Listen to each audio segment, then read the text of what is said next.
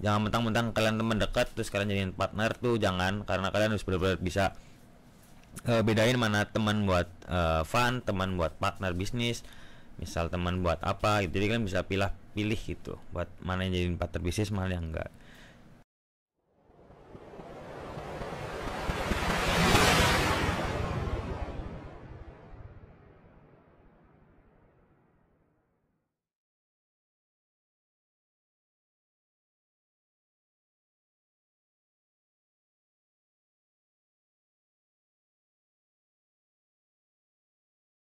Halo Bincangers, balik lagi nih di podcast Bincang Karir episode 9 bareng aku Arif Bukhari.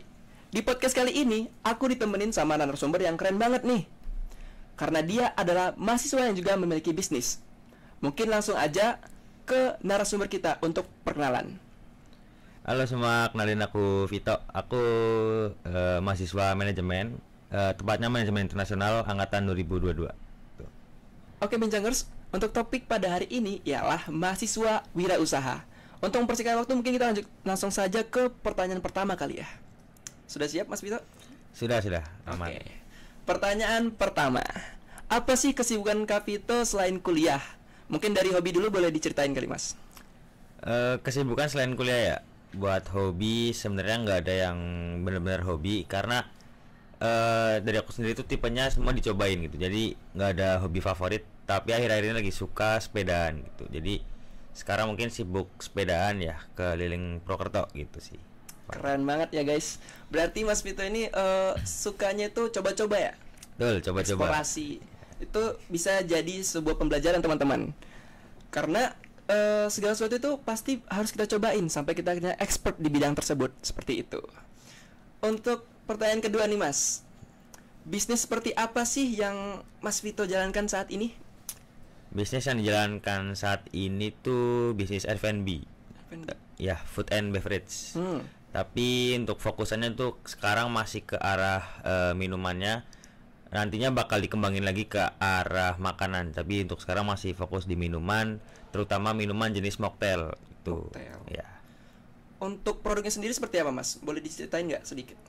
Untuk produknya sendiri tuh seperti apa ya? Kalau misalnya kalian main ke kafe nih, kalian kan pasti pernah lihat menu kayak squash, mocktail gitu. Jadi mirip-mirip kayak gitu, cuma ini lebih ke versi apa ya?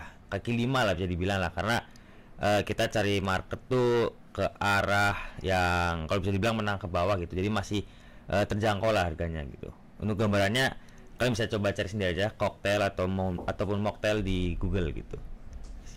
Seperti itu guys. Jadi Mas Vito ini memproduksi produk minuman mocktail seperti itu.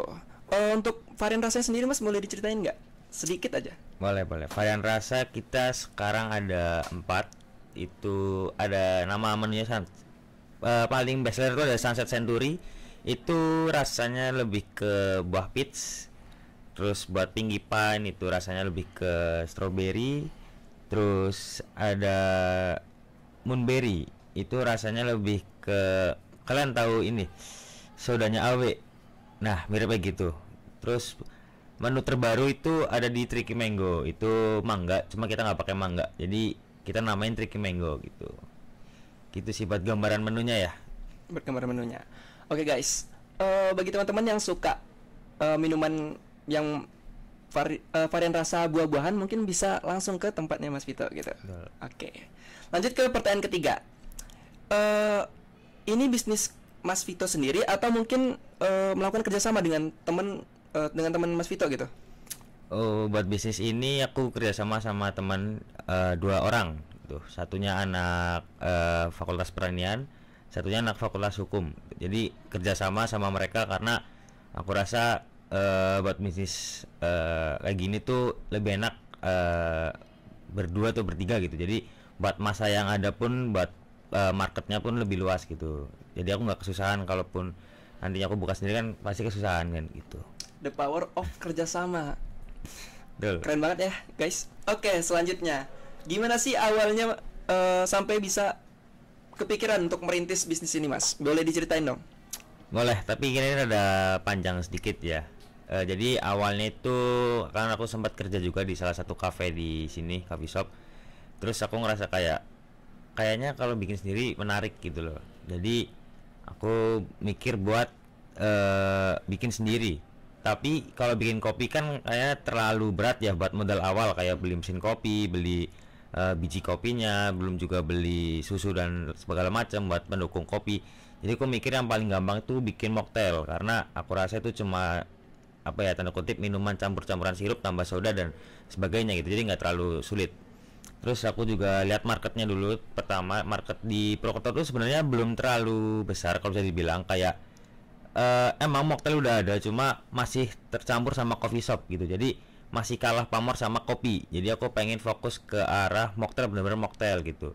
Sebenarnya udah ada di sini di Purwokerto itu satu yang di sebelah Redo Dalam Kopi, kalau kalian tahu di bawahnya tuh ada itu tempat khusus mocktail, dan aku terinspirasi dari sana sebenarnya buat buka kayak gini, buat coba apa ya, bikin market baru lagi gitu. Jadi ya awalnya terpikir bisnis ini karena pengen nyoba bikin market baru, terus sama pengen eh, iseng-iseng aja lah, pengen jadi pengusaha biar di CV nanti jadi bagus gitu. Tuh guys, keren ya. Kalau boleh tahu nih, berapa sih modal awal yang Mas Vito dan teman-teman keluarin untuk awal merintis gitu? Untuk modal awal itu sekitar berapa ya, 800 ya, 800 sampai 900 sih, nggak terlalu banyak juga untuk modal awal gitu.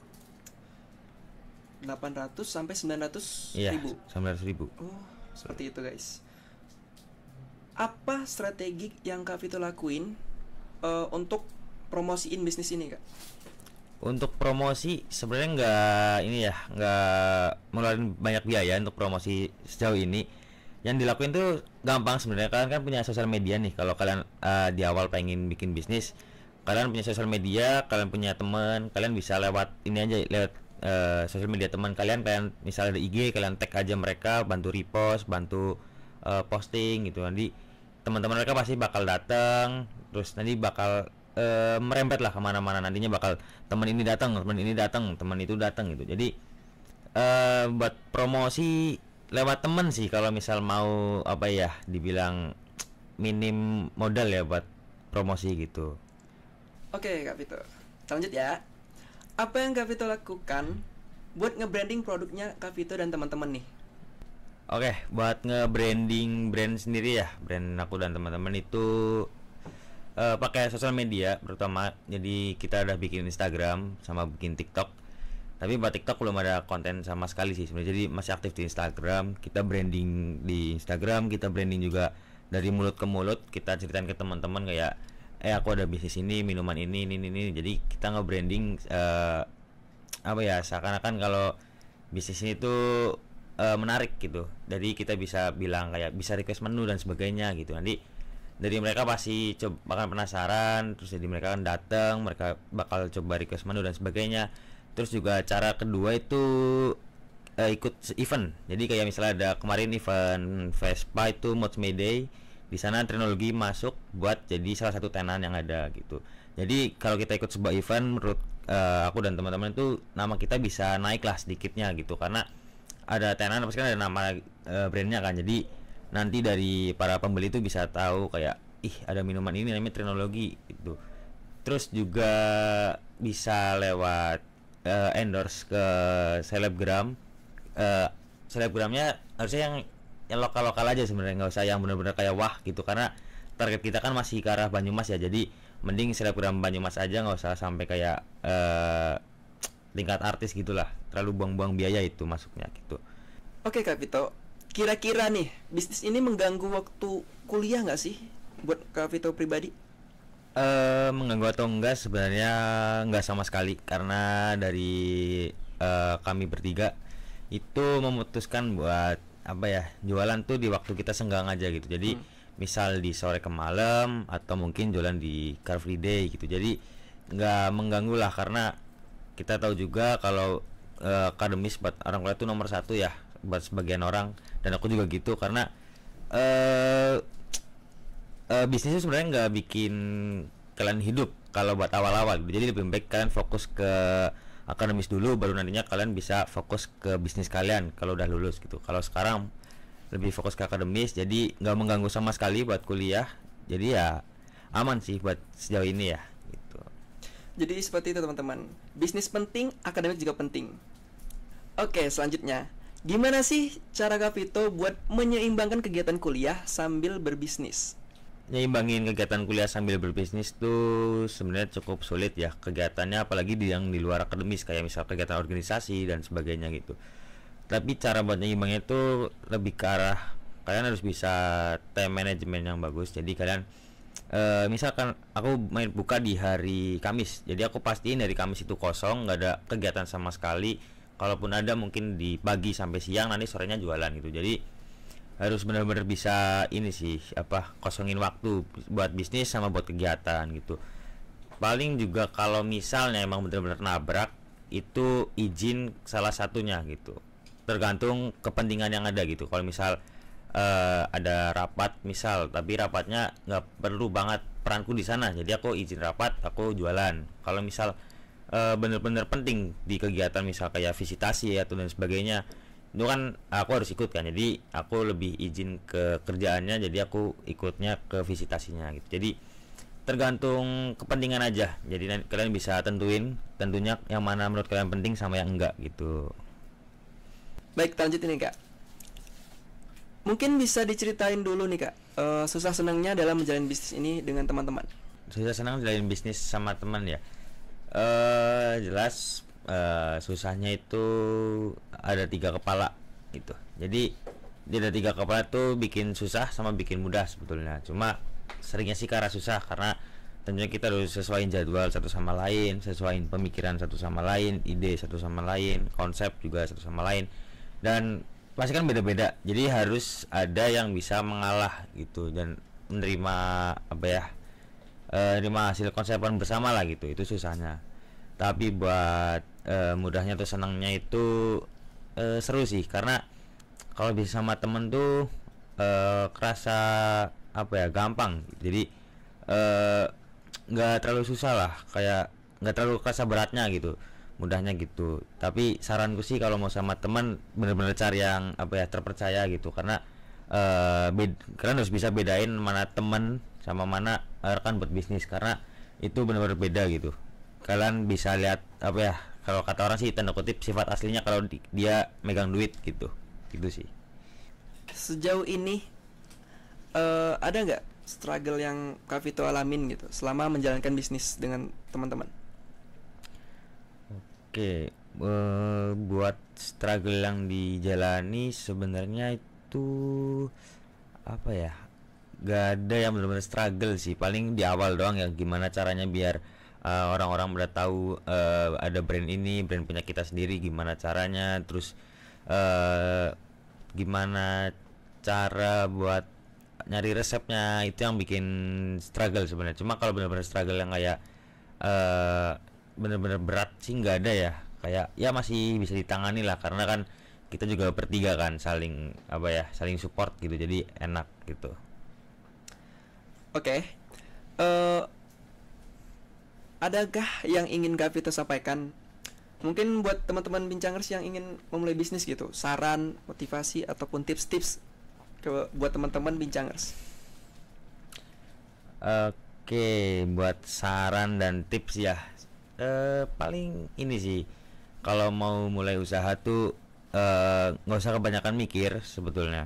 Kalau misal punya ide, punya konsep buat bisnis itu dibikin kayak gimana, kalian langsung ambil tindakan sekecil apapun itu. Misal kalian mau bikin usaha baju, kalian langsung cari aja vendor gitu, meskipun kalian belum ada modal. Cuma mending gerak dulu aja, karena kalau misal kalian tunda-tunda nantinya bakal males gitu. Kayak sebenarnya ini juga ide bisnisku ini awal udah ada dari tahun 2022, cuma karena ngaret jadi terrealisasi di 2024 ini gitu. Jadi tuh makanya aku saranin buat ambil aksi lebih cepat biar kalian nggak keburu mager gitu. Terus sama kalau kalian mau berpartner, saranku jangan lebih dari 3 orang, karena makin sulit lah buat pembagian hasil, makin sulit buat pembagian konsepnya juga makin sulit.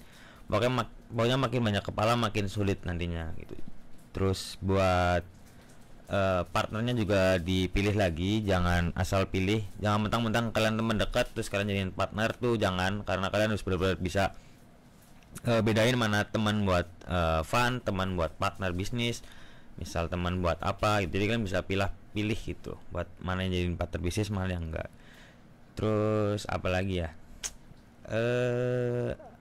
nonton ini sih, nonton video tentang bisnis gitu, itu sangat membantu gitu. Soalnya kalau aku sendiri kan aku dari manajemen, jadi nggak terlalu banyak membantu ya, karena dapat dari dosen juga di kuliah, di kelas gitu. Tapi kalau bagi kalian yang bukan anak ekonomi terus kalian ingin bisnis, mending kalian nontonin kayak video TikTok ataupun video Instagram, YouTube dan sebagainya terkait bisnis gitu. Itu nantinya bisa sangat membantu kalian gitu sih. Paling itu aja tips dan saran dari aku.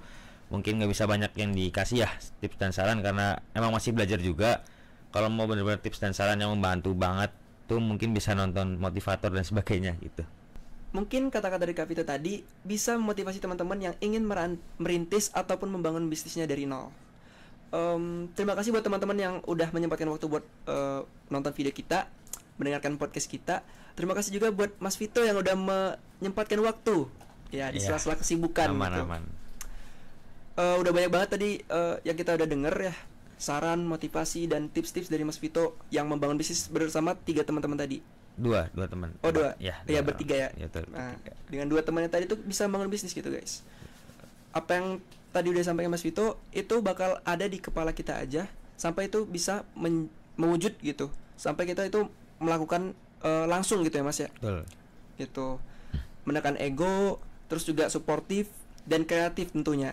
Oke, sebelum ditutup mungkin bisa spill IG dulu, Mas. Oke, IG-nya itu Trinologi. Cari aja nanti bakal keluar, yang foto profilnya warna merah sama biru gitu. Mungkin cukup sekian podcast episode 9 kali ini. Makasih buat teman-teman yang sudah menyempatkan waktu buat nonton, dan makasih juga buat Mas Vito yang udah menyempatkan waktu buat menjadi narasumber kita pada hari ini. Buat teman-teman, sampai jumpa di podcast selanjutnya. Bye-bye.